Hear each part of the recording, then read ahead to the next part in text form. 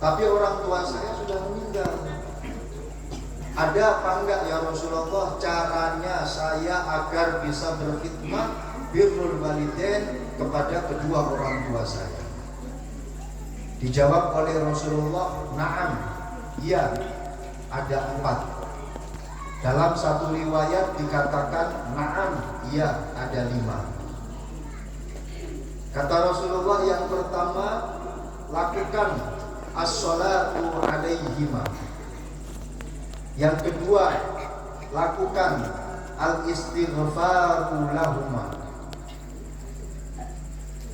Yang pertama, as-salatu alaihima, ay ad-du'a'u alaihima. Berdoalah kalian untuk kedua orang tua kalian. Maka ketika seorang anak berdoa kepada Allah untuk orang tuanya, maka ini termasuk bagian daripada birrul walidain, walaupun toh kedua orang tuanya sudah tiada. Paham tuh? Maka insya Allah santri-santri pondok pesantren Darul Hikmah, santri-santri pondok pesantren Darul Hijrah Al-Hikmah, mereka insya Allah akan menjadi orang-orang yang saleh-salihah, yang selalu mendoakan kedua orang tuanya. Saya sering mengatakan standar minimal orang tua bisa dikatakan sebagai orang tua yang sukses, syaratnya hanya 2. Catat. Ada 2 syarat yang harus dimiliki oleh orang tua, dan itu adalah syarat minimal. Kalau ingin dikatakan sebagai orang tua yang sukses, anaknya harus memiliki 2 perkara ini. Yang pertama, waladun salihun. Yang kedua, yad'u lahu.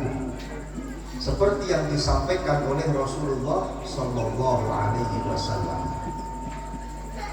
Jadi syarat minimal orang tua bisa dikatakan sebagai orang tua yang sukses dalam mendidik anak adalah ketika anaknya adalah anak yang soleh. Yang kedua, harus mau mendoakan kedua orang tuanya. Dan ini satu paket, tidak boleh dipisah-pisah. Gak sah, gak cukup kalau cuma punya anak soleh tapi gak mau mendoakan kedua orang tuanya. Gak cukup. Ada orang tua punya anak, mengaku sebagai anak yang soleh, ahli ibadah, ahli membaca Al-Quran, ahli puasa, tapi ketika disuruh mendoakan kedua orang tuanya, dia bilang, sudah beda alam, gak nyampe doanya. Maka ini belum bisa dikatakan sebagai orang tua yang sukses. Kira-kira ada apa enggak saat ini orang yang bentuknya semacam ini? Banyak atau banyak? Orangnya soleh, Bu. Orangnya ahli ibadah, Bu. Ahli puasa, ahli baca Al-Quran, bahkan hafal Al-Quran. Tapi ketika disuruh untuk mendoakan kedua orang tuanya, nggak nyampe. Karena sudah beda alam. Padahal Rasulullah jelas mengatakan, Iqra'u mautakum Yasin, Iqra'u mautakum Al-Quran, ayatil Al-Quran, ayatil Quran. Bacakanlah Yasin untuk para pendahulu-pendahulumu. Bacakanlah Al-Quran untuk orang tuamu yang sudah meninggal dunia. Jelas Rasulullah mengatakan semacam itu. Tapi dia tidak mau mendoakan kedua orang tuanya. Ini banyak kita temukan orang-orang yang semacam ini. Kalau kalian ditanya, apakah doanya orang yang masih kepada orang yang meninggal dunia, bacaan yasinnya, bacaan surat al-fatihahnya nyampe atau tidak? Tolong dijawab dengan tegas. Suratnya nyampe. Kalau ditanya lagi apa dalilnya, apa buktinya, kalian jawab dengan tegas, suratnya tidak kembali lagi kepada saya. Karena kalau kirim surat terus salah alamat, maka suratnya pasti akan kembali. Begitu aturan main dalam kode pos. Begitu aturan main dalam surat menyurat menurut kantor pos. Betul? Kalau pelunggu kirim surat alamatnya salah, kira-kira suratnya nyampe apa enggak?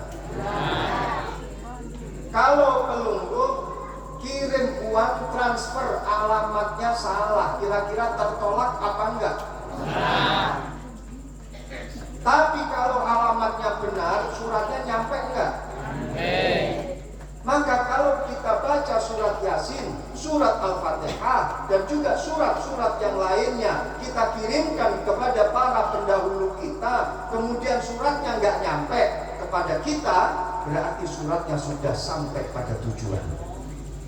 Nggak usah pakai dalil-dalil yang terlalu tinggi, karena mereka pun juga sebenarnya sudah terlalu fanatik, nggak terlalu butuh dalil. Lana a'maluna walakum a'malukum. Yang kedua, harus mau mendoakan kepada orang tuanya. Mau mendoakan kepada orang tuanya. Dan ini satu paket. Orang soleh pasti mau mendoakan kedua orang tuanya. Kalau ada orang ngaku soleh, dia tidak mau mendoakan kedua orang tuanya, berarti dia bukan soleh, tapi tolak-toleh. Mau mendoakan kedua orang tuanya. Ada satu kasus, orang mau mendoakan kepada kedua orang tuanya, tapi dia tidak soleh. Gak bahaya tak? Ya. Ada orang mau mendoakan kedua orang tuanya, tapi dia nggak soleh, nggak tahu caranya bagaimana berdoa. Emang boleh? Gak boleh. Ini satu paket. Kalau orang mau mendoakan kedua orang tuanya, tapi dia tidak soleh, tidak tahu bagaimana caranya berdoa, bahaya. Walaupun toh ada Google, bisa searching, bisa mencari, browsing. Tahu Google, Bu? Tahu kan? Tahu searching? Tahu browsing? Cari-cari doa di dalam Google. Mana ini doanya? Alhamdulillah ketemu doa. Tapi kemudian dia nggak tahu bagaimana caranya berdoa. Ini yang saya buka, ini doa apa? Ini cara berdoanya bagaimana? Yang saya angkat tangan yang sebelah mana? Sebelah kiri atau sebelah kanan? Ketemu doa. Kemudian setelah dibuka, ternyata doanya itu Allahumma barik lana fima rozaqtana wa qina adzabannar. Doa di depan jenazah orang tuanya dengan doa Allahumma barik lana fima. Emang orang tuanya mau dimakan? Seperti ini, naudzubillah min dzalik, insya Allah tidak akan terjadi kepada santri-santri pondok pesantren Darul Hijrah Al-Hikmah dan juga pondok pesantren Darul Hikmah. Amin ya Rabbal alamin. Tidak akan terjadi. Mau mendoakan kepada orang tuanya, ketemu satu doa, Masya Allah, di depan jenazah orang tuanya dia berdoa, Allahumma na'udzubika minal khubzi wal khaba'is. Terus orang tuanya mau diapain?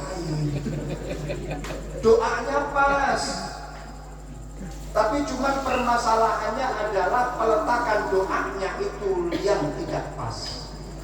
Maka yang namanya saleh dan mau mendoakan orang tua ini adalah satu paket, tidak bisa dipisah-pisah. Understand? Yes. Yang kedua, sebagai wujud birrul walidain kepada orang tua kita, walaupun orang tua kita sudah meninggal dunia, adalah al-istighfaru lahuma, memintakan ampun kepada Allah. Untuk siapa? Kedua orang tuanya. Ya Allah, ampuni orang tuaku. Makanya kita selalu diberikan ajaran, diberikan kata-kata doa. Kalau berdoa, Rabbi ghfirli waliwalidayya warhamhuma kama rabbayani shaghira. Itu di pondok dikasih tahu bagaimana caranya berdoa. Doa tidak untuk dirinya sendiri, tapi juga berdoa untuk kedua orang tua. Beristighfar untuk kedua orang tua kita. Bu, yes.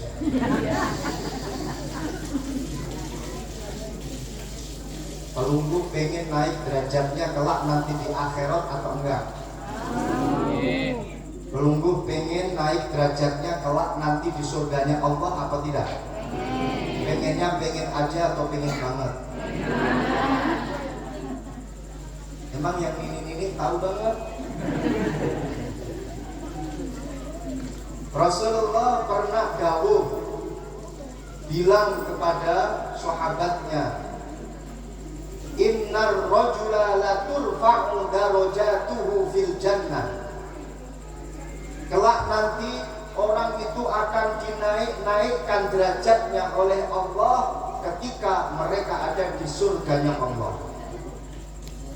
Pelunggu kalau sudah naik surga, masuk ke dalam surganya Allah, kelak nanti derajatnya di surga akan naik terus, naik ke atas sampai pada puncak surga yang tertinggi, jannah, surga yang tertinggi. Rasulullah mengatakan seperti itu di depan para sahabat, sampai para sahabat ini kaget. Sehingga ada satu sahabat bertanya kepada Rasulullah, ya Rasulullah, anna lihada, bagaimana cara mendapatkan semacam itu? Bagaimana caranya agar saya bisa naik ke atas pada derajat tertinggi di surganya Allah? Apa jawab Rasulullah? Bistighfari waladika laka. Dengan cara kamu memberikan ampunan kepada orang tuamu. Ketika ada seorang anak memintakan ampun kepada Allah untuk kedua orang tuanya, maka orang tuanya kelak nanti di surganya Allah akan naik derajatnya. Amin ya Rabbal alamin. Maka dari itu ajarkanlah putra putri panjenengan, putra putri pelunggu, untuk selalu mendoakan kedua orang tuanya. Kalian para santri siap mendoakan kedua orang tua? Insya Allah pelunggu naik terus derajatnya di surganya Allah. Istighfar. Apalagi sekarang kita masuk di bulan Rajab. Bulan Rajab, bulan yang dikatakan oleh Rasulullah sebagai Syahrullah. Sya'ban syahri wa Ramadan syahrul ummati. Rajab ini adalah bulannya Allah. Sya'ban ini adalah bulanku, kata Rasulullah. Ramadan ini adalah bulan umatku, kata Rasulullah. Kenapa Rajab dikatakan sebagai syahrullah? Kenapa Rajab dikatakan sebagai bulannya Allah? Karena di bulan Rajab Allah membuka pintu ampunan sebesar-besarnya pintu langit oleh Allah. Malaikat sampai kaget, melungguh juga kaget. Kenapa kaget? Karena pintu ampunan, pintu langit dibuka selebar-lebarnya oleh Allah Subhanahu wa Ta'ala. Maka barang siapa yang minta ampun kepada Allah, beristighfar kepada Allah di bulan Rajab, pasti akan diterima oleh Allah Subhanahu wa Ta'ala. Astaghfirullah.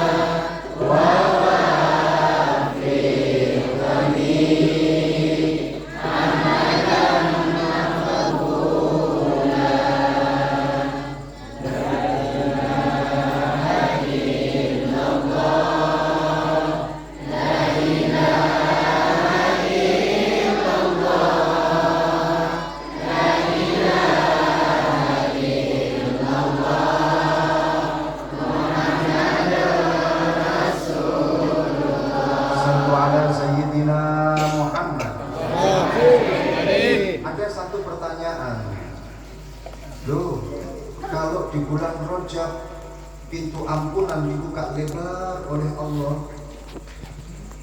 Terus kalau selain bulan Rajab, apakah Allah masih menerima ampunan? Jawabannya masih. Hanya saja kalau bulan Rajab diskonnya besar-besaran. Betul? Kalau di bulan selain bulan Rajab, iya Allah menerima ampunan. Hanya saja kalau di bulan Rajab diskonnya besar-besaran. Bu, kalau pelunggu mau belanja di swalayan, di mall, tahu mall nggak? Pasar yang besar itu namanya mall. Ibu-ibu mau belanja ke mall? Mau? Bulan depan nggak ada diskon sama sekali. Tapi bulan berikutnya diskon besar-besaran sampai 70%. Bu, kira-kira mau milih bulan depan atau bulan depannya lagi? Hah? Bulan depan lagi. Pengen diskon besar apa diskon kecil? Ibu-ibu suka yang besar atau yang kecil? Kenapa ketawa? Suka yang besar atau yang kecil? Maksud saya, suka diskon besar atau diskon kecil? Besar. Sama, saya juga suka besar. Memang sudah tampak wajah-wajah diskonan di majelis ini. Di bulan Rajab diskon ampunan besar. Pintu ampunan dibuka lebar oleh Allah Subhanahu wa Ta'ala. Maka dari itu barang siapa yang beristighfar kepada Allah di bulan Rajab, tidak ada kata kecuali accepted alias diterima. Sallallahu Muhammad. Maka dari itu sampai ada satu makalah. Ini saya sampaikan kepada perunggu, mungkin bisa menjadi amalan. Ini doa dibaca, insya Allah akan menyelamatkan kita. Amin. Amin. Menyelamatkan kita dari apa? Amin. Dari neraka. Bukan dari suami galak. Doa ini dibaca, barang siapa yang membacanya, maka api neraka tidak akan menempel secuil sedikit pun, tidak akan menempel pada jasad kita. Pengen tahu ini doanya bagaimana? Pengennya pengen aja atau pengen banget? Rabbi ghfirli warhamni wa tub alayya. Yang keras. Rabbi ghfirli warhamni wa tub alayya. Rabbi ghfirli warhamni wa tub alayya. Hafal? Hafal Bu? Di sini hafal, keluar dari majelis lupa. Hafal ya? Cara membacanya 70 kali dibaca di pagi hari dan 70 kali di sore hari. 70 di pagi hari, 70 di sore hari. Insya Allah ketika kalian membaca, lebih-lebih di bulan Rajab, lebih-lebih selama bulan Rajab, yang ketinggalan gak masalah, ini sudah 1 minggu lebih, masih ada bulan Rajab. Sempatkan untuk beristighfar dengan cara istighfar semacam itu, dengan cara semacam itu, 70 di pagi hari, 70 di sore hari, insya Allah la yamassuhun nar walau qita'atan. Tidak akan pernah menempel pada jasadnya api neraka, walaupun secuil saja, tidak akan pernah menempel. Amin, amin ya Rabbal alamin. Ini mumpung di bulan Rajab, mumpung kita ada di bulan Rajab, ayo kita selalu beristighfar kepada Allah. Mintakan ampunan juga kepada kedua orang tua kita. Masya Allah.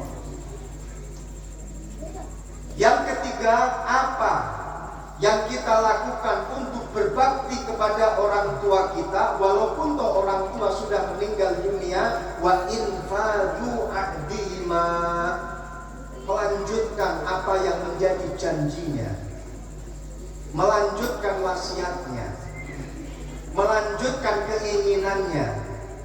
Orang tua kita ingin anaknya meneruskan pesantrennya, Hifzul harus siap melanjutkan pesantren kedua orang tuanya. Amin ya Rabbal. Zamroni harus siap melanjutkan perjuangan orang tuanya. Amin ya Rabbal. Orang tuanya punya keinginan, orang tuanya punya profesi, orang tuanya punya harapan. Maka sebagai anak yang soleh, anak yang berbakti kepada kedua orang tuanya, harus melanjutkan apa yang menjadi perjuangan orang tuanya. Siap? Siap?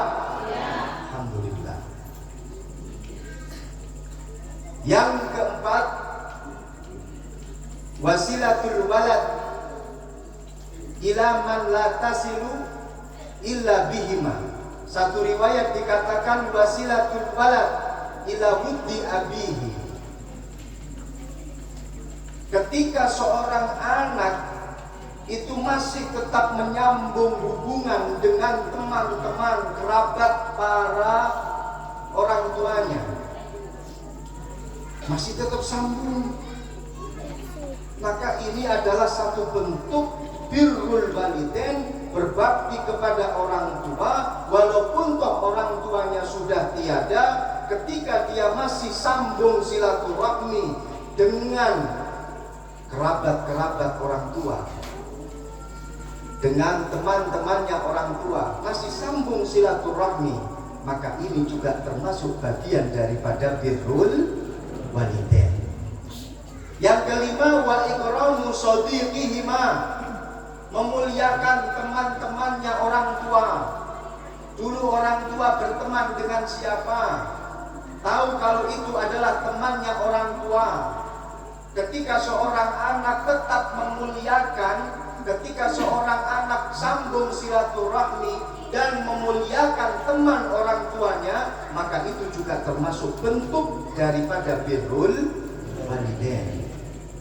Maka malam hari ini sebenarnya adalah satu momentum saya dan keluarga untuk berniatan birrul walidain kepada orang tua kami yang dulu pernah bersilaturahmi di Darul Hikmah, bersilaturahmi di Darul Hijrah Al-Hikmah. Saya ingin birrul walidain dengan melanjutkan silaturahmi dengan Pondok Pesantren Darul Hikmah dan Pondok Pesantren Darul Hijrah Al-Hikmah. 5 perkara ini kalau dilakukan, insya Allah kita akan selalu dicatat oleh Allah sebagai orang yang birrul walidain, orang yang berbakti kepada orang tua. Abdullah ibn Umar, putra daripada Sayyidina Umar ibnul Khattab, dulu pernah ketika berjalan-jalan naik seekor keledai himar. Di tengah-tengah naik seekor keledai, Abdullah ibn Umar turun dari keledai karena melihat ada orang tua duduk di pinggir jalan. Oleh Abdullah ibn Umar kemudian diberi uang. Oleh Abdullah ibn Umar kemudian diberi selendang, diberi pakaian, dan tidak hanya itu, oleh Abdullah ibn Umar dinaikkan ke keledainya. Abdullah ibn Umar malah justru menuntun orang tua itu.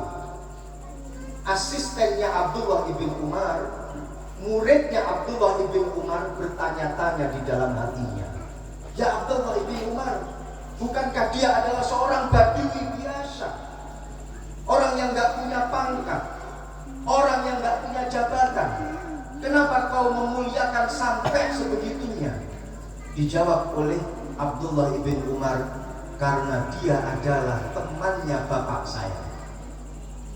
Dan Rasulullah mengatakan bahwa termasuk birrul walidain adalah silatul walad ila buddi abihi. Silatul walad, sambungnya seorang anak dengan teman-teman bapaknya, dengan orang-orang yang dulu dicintai oleh bapaknya. Ketika seorang anak masih tetap sambung silaturahim dengan mereka, maka itu termasuk bagian daripada birrul walidain. Alhamdulillah saya masih diberi kesempatan untuk bersilaturahmi dengan Kak Tuan Guru Haji Abdul Hamid, dengan Kak Tuan Guru Haji Junaidi, dan juga Tuan Guru yang lainnya yang tadi sempat kita bertemu silaturahmi ketika acara Haul Hadratus Syekh Sultanil Auliya Syekh Abdul Qadir Al-Jilani radhiyallahu anhu di Pondok Pesantren Darul Hikmah. Alhamdulillah, ini adalah ungkapan rasa syukur, sambutan dari saya, belum masuk pada tema Mau'izatul Hasanah. Ini masih muqaddimah, masih permulaan. Sambutan pertama karena baru nyampe ke sini setelah berapa tahun? 13 tahun belum ke sini lagi. Ini masih muqaddimah. Kita akan bersama-sama mulai mengaji mulai detik ini. Siap? Siap. Kita sampai jam berapa ini? Hah? Jam 6? Jam 4? Siap? Siap. Silahkan nanti sampai jam 4 bersama dengan Kak Tuan Guru Abdul Hamid. Saya paling cuma 15 menit lagi mau kembali ke pondok pesantren Darul Hikmah. Kenapa saya bilang semacam ini? Saya ingin mengetahui, ingin tahu sampai di mana keikhlasan melungguh dalam mengaji. Kata Sayyidina Ali karramallahu wajhah, innallaha la yu'ti 'abdahu ilman illa wa huwa syakirun. Allah Subhanahu wa taala tidak akan pernah memberi ilmu yang manfaat kepada seseorang.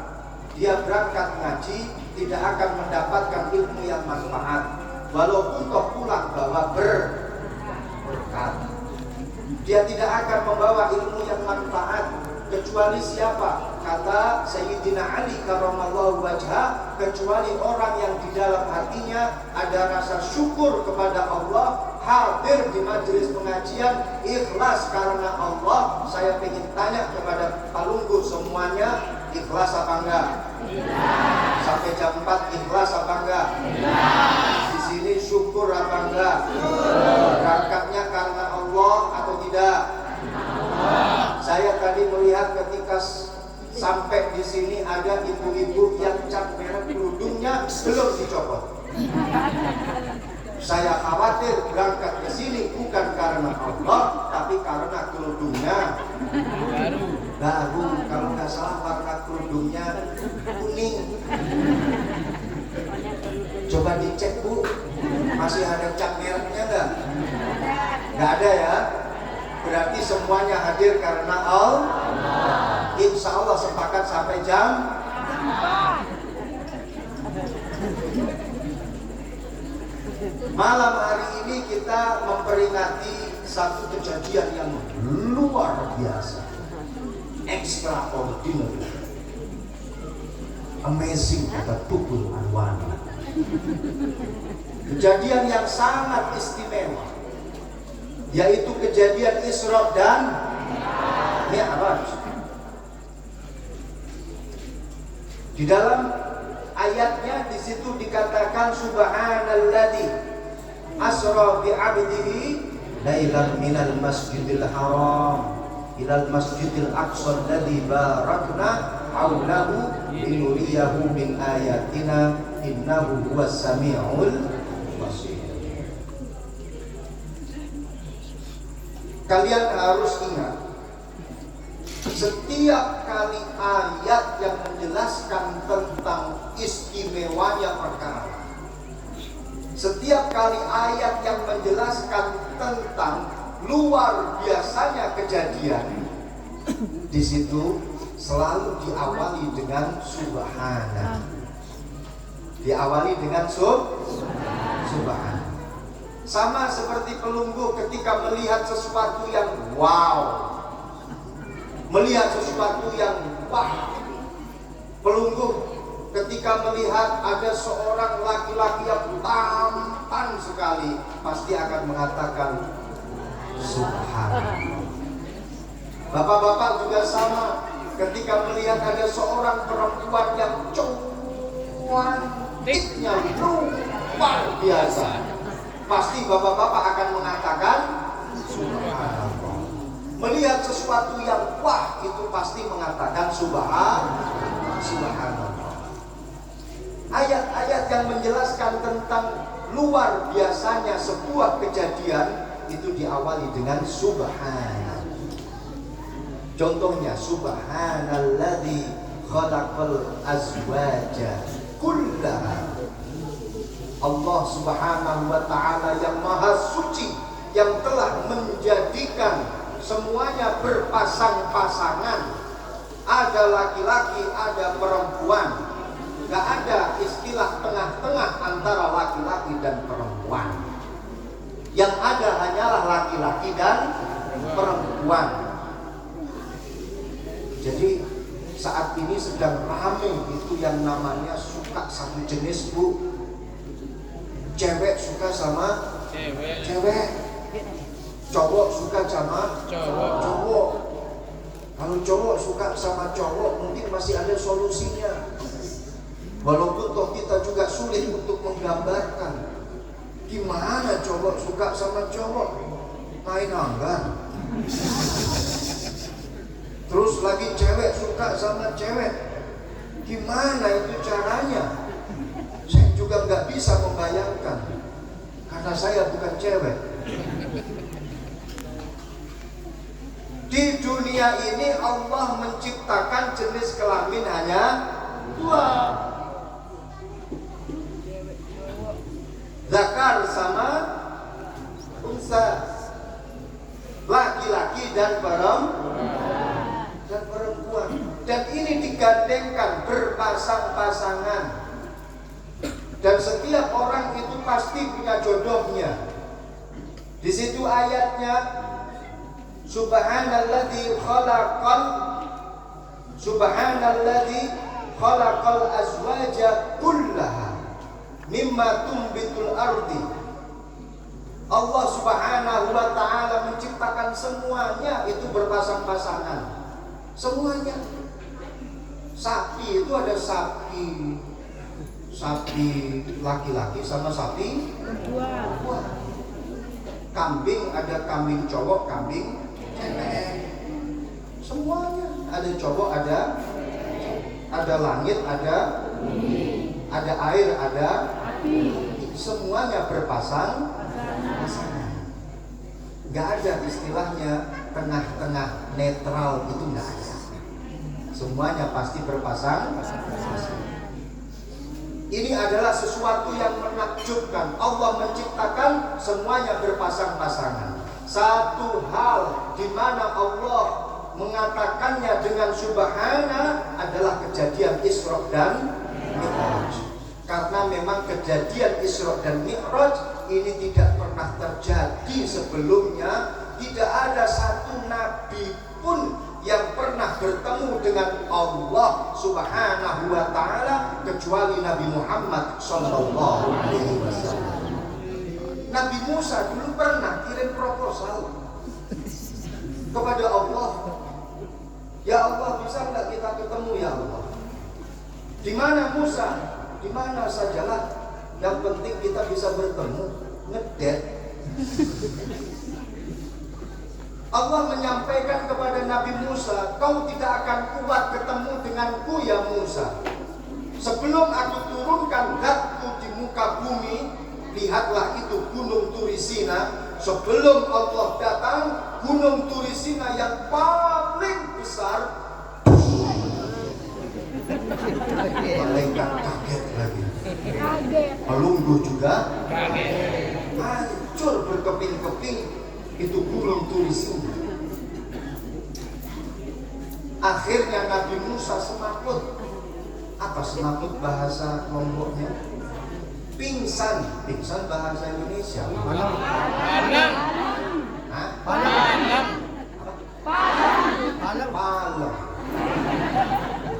Langsung itu yang namanya Nabi Musa terpalem.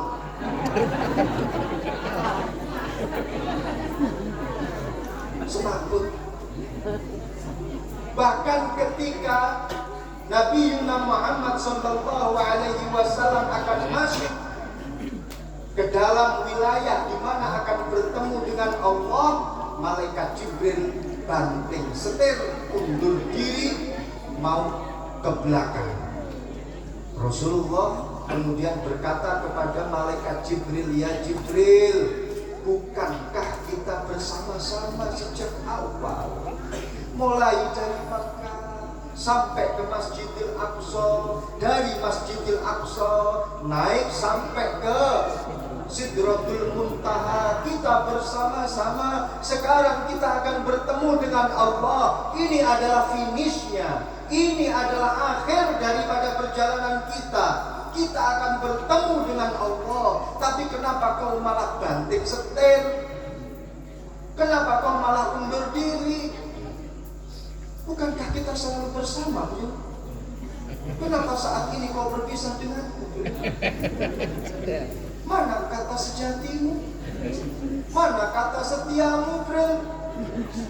Apa kata malaikat Jibril? Ya Rasulullah, kalau aku memaksakan diri untuk masuk ke dalam sini dan bertemu dengan Allah, niscaya jasadku akan terbakar. Karena tidak ada orang yang mampu untuk bertemu dengan Allah kecuali hanya dirimu, wahai Nabi Muhammad sallallahu alaihi wasallam. Sallallahu alaihi Muhammad sallallahu alaihi wasallam. Sallallahu ala Muhammad sallallahu alaihi wasallam. Sebentar, tadi ketika Tuan Guru Haji Abdul Hamid baca sholawat, ada pengiring para penerbang yang pukul terbang-terbangan tadi. Ketika saya sholawat, kenapa nggak mau pukul terbang? Saya cemburu tahu.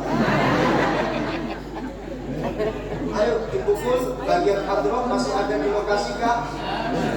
Masih? Kalau tidak mau pukul terbang, bisyarahnya saya potong 10%. Siap? Siap?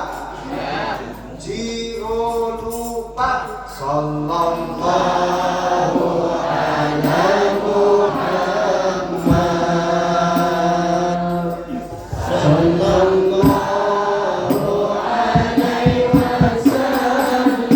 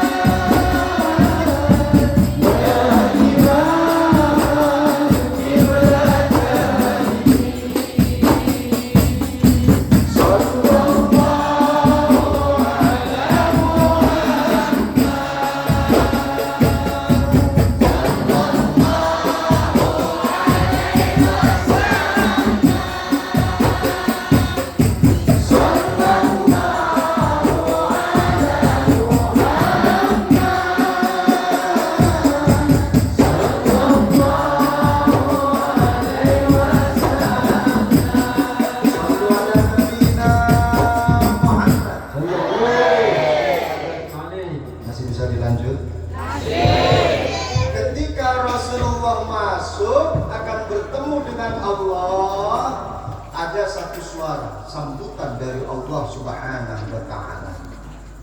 Dan semua makhluknya Allah yang ada di langit menyampaikan salam kepada Rasulullah. Assalamu alaika ayyuhan nabiyyu wa rahmatullahi wa barakatuh. Artinya selamat atasmu wahai Muhammad yang ada di langit.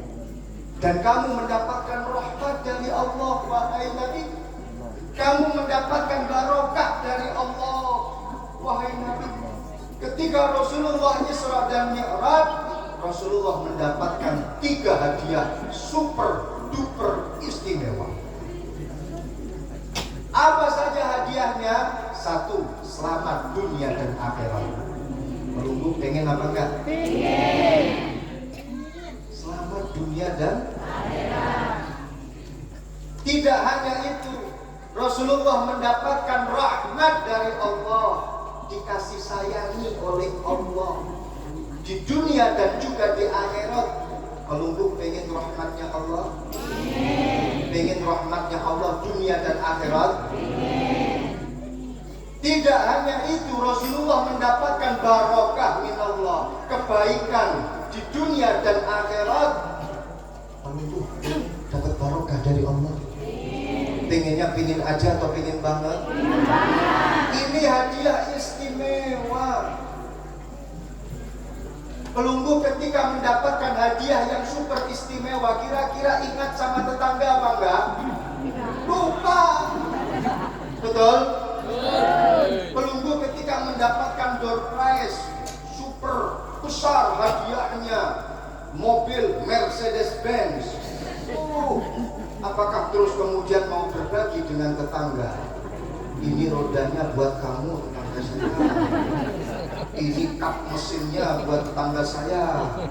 Ini belnya baru buat saya. Apakah mau berbagi seperti itu? Ketika mendapatkan hadiah besar, secara manusiawi orang lupa dengan kanan kirinya, betul? Tapi kalau dalam masa sengsara, masa susah, baru ingat dengan temennya, betul? Tapi kalau dapat hadiah yang membahagiakan, kebanyakan lupa sama teman sendiri, betul? Rasulullah Shallallahu Alaihi Wasallam ketika mendapatkan hadiah yang super istimewa seperti ini, Rasulullah langsung teringat dengan umatnya. Rasulullah langsung teringat dengan pelungguh semuanya. Rasulullah langsung mengatakan, ya Rabb, Kau telah memberikan aku selamat, Kau telah memberikan aku rahmat, Kau telah memberikan aku barokah. Lah terus umatku yang ada di Bukit Tinggi ini gimana? Lah terus umatku yang ada di Lombok ini bagaimana ya Rasulullah? Aku minta ya Rasulullah, mereka juga diberi selamat. Ini proposalnya Rasulullah. Permintaan Rasulullah kepada Allah untuk umatnya agar mereka diberikan selamat oleh Allah, dan itu terjadi ketika Isra dan Mi'raj. Makanya di situ diteruskan Assalamu alaina wa ala ibadillahis sholihin. Ya Rabb, matur tampi asih ya Rabb, yang diberi selamat oleh Engkau ya Rabb, tapi juga berikanlah selamat untuk hamba-hambamu yang soleh, untuk umat-umatku yang soleh. Barokah acara Isra dan Mi'raj, doanya Rasulullah diijabahi oleh Allah. Barokah Isra dan Mi'raj, kita kemudian mendapatkan selamat dari Allah. Barokah doanya Rasulullah.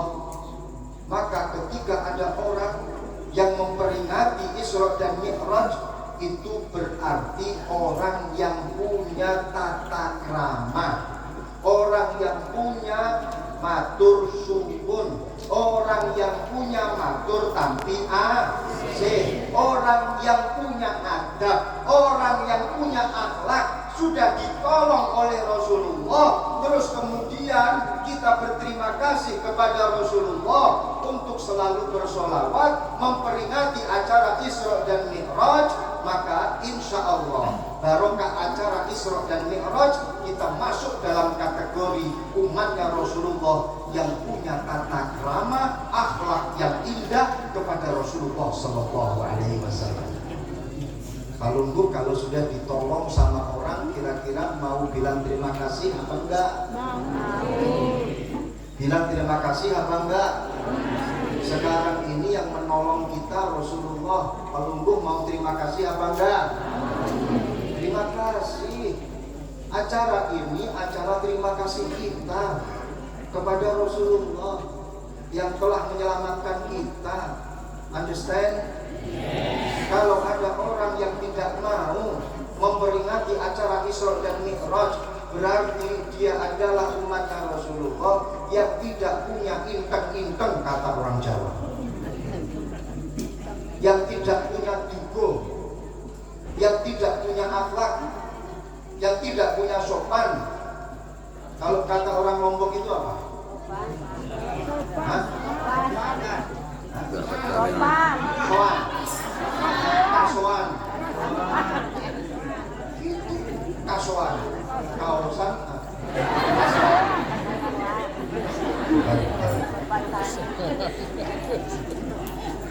Insyaallah. Kalau sudah menjadi umatnya Rasulullah yang punya akhlak kepada Rasulullah, salah satu di antara akhlak kita kepada Rasulullah, rasa terima kasih kita kepada Rasulullah adalah selalu membaca sholawat untuk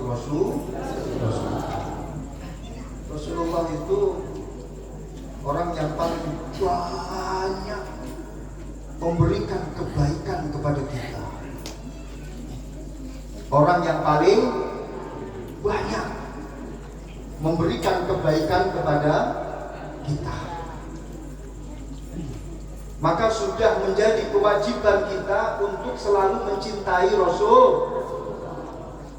Menurut rumus percintaan atau rumus cinta, salah satu faktor orang itu bisa falling in love, salah satu sebab orang itu bisa jatuh cinta, menurut Tuan Guru Cinta Shakespeare, di antaranya adalah orang tersebut mendapatkan sentuhan kebaikan dari orang yang mencintai. Ketika ada seseorang selalu mendapatkan kebaikan, terus dia tolong itu orang, terus dia kasih orang itu kebaikan. Orang yang mendapatkan kebaikan ini pasti akan sayang, cinta sekali dengan orang yang memberikan kebaikan. Paham? Paham? Saya akan ambil contoh. Ketika ada seorang perempuan, mungkin dari kalian, setiap hari dikirim pulsa oleh seorang laki-laki, katakanlah nama laki-lakinya adalah Kibzul. Kang Kibzul kirim pulsa setiap hari kepada dirimu, setiap hari. Sekarang 100.000, besok 200.000, terus besoknya lagi 300.000, sampai 1 bulan setiap hari ribuan rupiah dikirimkan untuk dirimu, untuk kemaslahatan handphonemu, untuk kemaslahatan browsingmu, atau kemaslahatan main game onlinemu. Terus setelah 1 bulan Kibzul datang kepadamu dan minta dirimu untuk menjadi pendampingnya di seumur hidupnya. Kira-kira kamu terima nggak? Terima. Ya Allah, diterima. Karena setiap hari mendapatkan kebaikan. Sama kalau ada Pak Lurah, Bapak Kepala Desa, setiap hari Bu kirim 1 kintal beras, besoknya 2 kintal, kemudian besoknya lagi 2 kintal lagi beras. Setiap hari kirim beras sampai 1 bulan kirim beras. Kira-kira Bu jatuh cinta nggak sama Pak Kepala Desa? Hah? Istrinya hadir nggak di sini? Sallallahu Muhammad. Maka dikatakan al-insan abdul ihsan. Apa? Al-insan abdul ihsan. Manusia adalah hamba daripada kebaikan yang diberikan oleh seseorang. Manusia pasti akan bertekuk lutut kepada orang yang memberikan kebaikan kepada dirinya. Pasti. Makanya nggak heran kalau caleg-caleg itu langsung baik mendadak. Karena memang tahu rumus ini. Al-insan abdul ihsan. Maka dari itu dipilangin, pokoknya saya harus berbuat baik kepada orang, walaupun toh secara instan, secara mendadak. Kenapa? Agar manusia bisa menjadi abdul ihsan, agar manusia bisa menjadi hamba kebaikanku, kebaikan yang telah aku berikan kepada mereka. Ketika butuh, nanti tolong coblos nomor sekian. Itu mungkin caleg itu sudah tahu rumusnya ini. Kaidah ini al-insan abdul ihsan. Ya Allah, kata orang Jawa, ngono yo ngono tapi ojo ngono. Gitu yo gitu tapi jangan begitu. Maksudnya bagaimana? Kalau kasih satu semua juga di gitu. Kalau ada yang hadir nggak di sini? Ada kah? Ada ya? Alhamdulillah, berarti losdol saya. Dalam ilmu tasawuf, wahai para caleg tolong dengarkan. Berikanlah kebaikan kepada siapapun, jangan pandang bulu. Karena menurut otak-atik ilmu, rumus suara itu muncul dari mana? Wallahu a'lam bishawab. Siapa nanti yang akan coblos kalian? Wallahu a'lam bishawab. Maka dari itu berikanlah kebaikanmu secara general kepada siapapun, karena bisa jadi suara itu muncul dari orang yang mendapatkan sedikit kebaikan darimu, dan bisa jadi orang yang mendapatkan banyak kebaikan darimu, dia tidak mencoblos dirimu. Bisa jadi kan? Bisa jadi. Bisa jadi kan? Bisa. Makanya kalau mau berbuat kebaikan, tolong generalisir, beri mereka semua, jangan pandang bulu. Kenapa? Satu kaidah mengatakan kindness is a universal language which the deaf can hear and the blind can see. Apa artinya? Sama sih, nggak tahu. Ini tadi refleks ngomong gitu saja. Ya Allah, kalau kata Kang Zamroni ketika memaknai ini dalam makna gandul bahasa Jawa, kindness utawi kebaikan, iku is a universal language, bahasa kang sumrambah, which the deaf kang utawi wong kang budek iku can hear bisa ngrungokake, and the blind lan wong kang buta iku can see bisa ningali. Ini kalau nggak dari pondok pesantren nggak bisa Bu seperti ini. Yakin nggak bisa. Hanya pesantren yang bisa memaknai bahasa Inggris dengan makna gandul bahasa Jawa. Tepuk tangan untuk para santri. Walaupun yang tepuk tangan tetap juga tidak tahu artinya. Betul? Yang namanya kebaikan itu adalah universal language, yaitu bahasa untuk seluruhnya. Karena semuanya pasti bisa memahami, karena kebaikan itu adalah bahasa universal.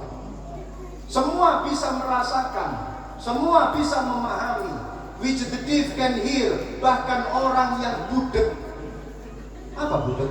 Kedok. Kedok. Beda. Bahkan orang yang gedok, bahkan orang yang gedok itu bisa mendengarkan, sampai kodok pun juga bisa mendengarkan. And the blind can see, dan orang yang buta itu bisa merasakan, semuanya bisa merasakan kebaikan yang diberikan oleh seseorang.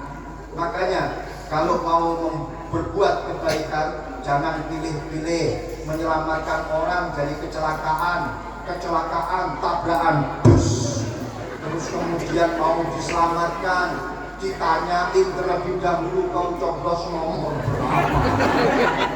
Kalau sama partainya sama saya, baru kau aku tolong. Masa seperti itu? Ada orang kelelep. Kelelep. Tahu kelelep, Bu? Apa kelelep? Tenggelam. Tenggelam bahasa ngomongnya. Keselam. Keselam. Ketika orang itu keselam, hop, dia nggak bisa berenang. Kemudian kamu tahu, apakah kamu akan bertanya, kamu coblos nomor berapa? Partai kamu apa? Enggak. Kita enggak akan pilih kasih. Kita generalisir semuanya dalam hal kebaikan. Jangan kau pilih-pilih orang ketika engkau akan memberikan kebaikan. Understand?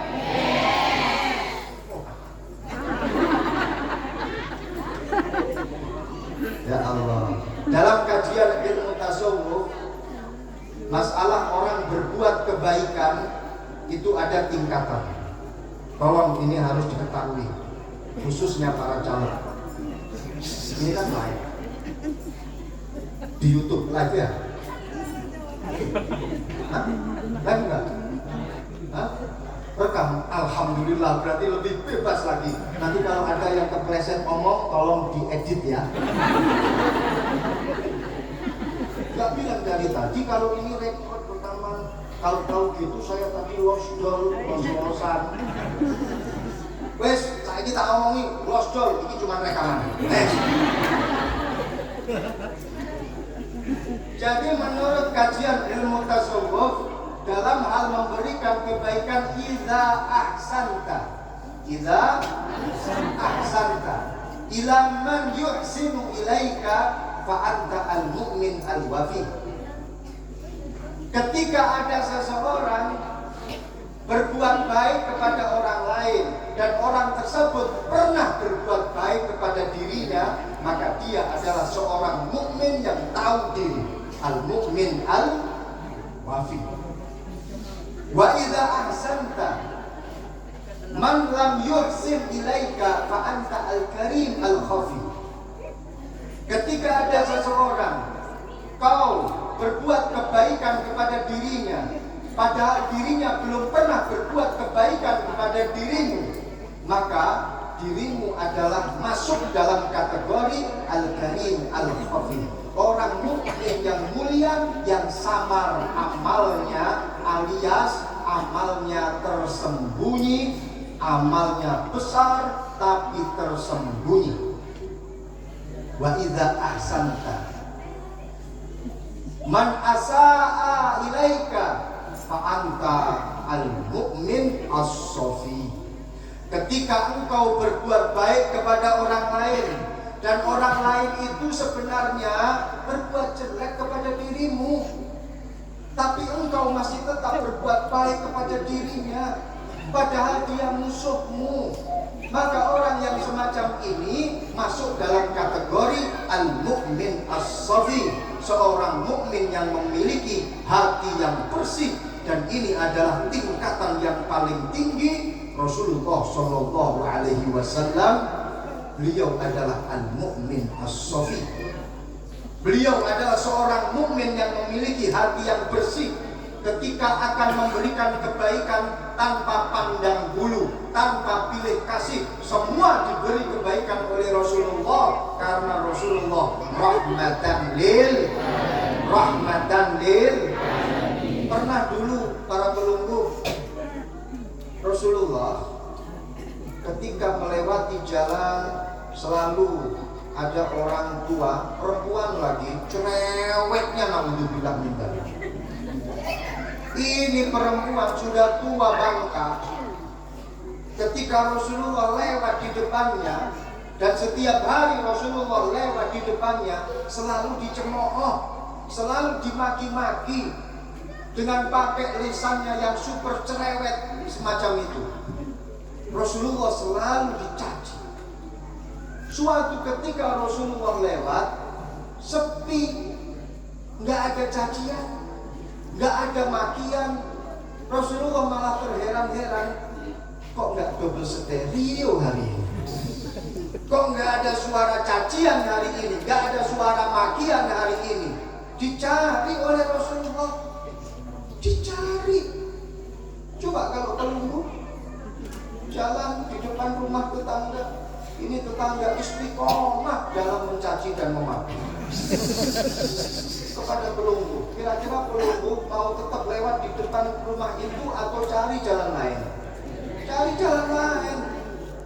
Ketika suatu hari orang yang mencaci, orang yang memaki, ini nggak ada suaranya, pelunggu bilang apa? Alhamdulillah atau naudzubillah? Alhamdulillah, sudah nggak ada cacian, nggak ada makian. Rasulullah ketika lewat di depan rumahnya, sepi, nggak ada caci maki. Rasulullah malah mencari, kemana yang kemarin mencaci saya? Kemana kemarin yang memaki saya? Rasulullah kemudian tanya kepada tetangga-tetangganya, itu mana orang tua perempuan yang cerewetnya super duper luar biasa, hari ini kok nggak ada suaranya? Kata tetangganya, ya Rasulullah, dia sakit. Coba kalau pelunggu dengar dia sakit, pelunggu pasti bilang apa? Mampus kau. Tapi tidak, Rasulullah malah mengatakan Allahu yashfiha, semoga Allah menyembuhkannya. Dan Rasulullah sambang kuyopon ini nyambangin, tahu nggak nyambangin?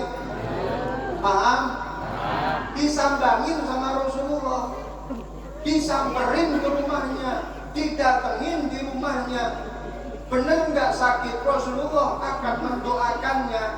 Rasulullah masuk melihat dia sedang berbaring sakit. Ditanya oleh Rasulullah, pelunggu sakit apa? Kok hari ini sepi? Pelunggu kok gak mencaci maki saya? Sakit apa? Menangis itu orang tua ketika Rasulullah mengatakan semacam itu. Ya Rasulullah, saat ini aku mengucapkan 2 kalimat syahadat, karena saat ini engkau adalah orang yang pertama nyambangin saya, tahu saya kalau sakit. Padahal dirimu adalah orang yang setiap hari aku caci, setiap hari engkau adalah orang yang aku maki, tapi engkau adalah orang yang pertama kali menjenguk aku ketika aku sakit. Shallu ala Muhammad. Shallu ala Muhammad. Kebaikan Rasulullah tiada batas tanpa batas. Kebaikan Rasulullah unlimited. Ini adalah Nabi kita Muhammad Sallallahu Alaihi Wasallam. Salatullah salamullah ala Toha Rasulillah. Salatullah salamullah ala Yasin Habibillah, ala Yasin Habibillah, Abasana bi bismillah wa bil hadi Rasulillah.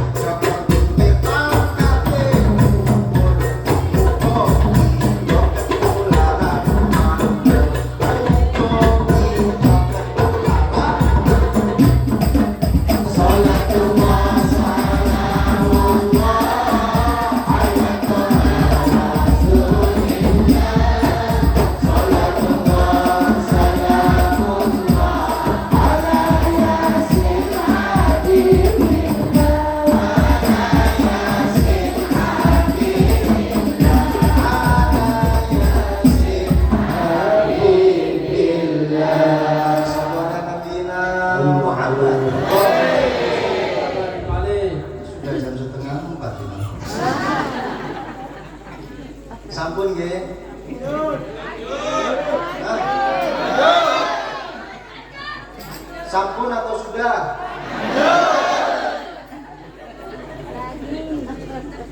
Allah. Kula pun angkat tangan, awake pun ajur-ajuran.